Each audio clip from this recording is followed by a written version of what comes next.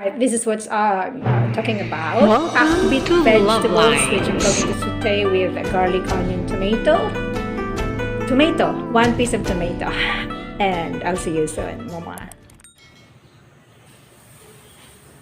Nailagay ko na yung bawang, sibuyas, kamatis, and then susunod ko na yung magic.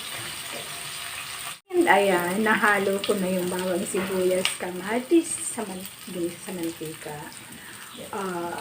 Kasunod nito, lalagyan ko ito ng at paminta. And after that, may ilalagay na natin yung magic at gulay. Okay, nailagay ko na lahat ng ingredients. So, tatakpan na natin to.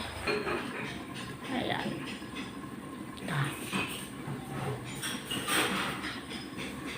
Luto na siya.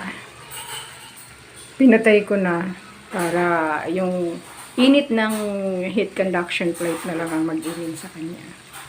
Alright, serving soon. So that's all for now. Thank you so much for watching. Once again, this is LuvLiNes. Have a good day and God bless.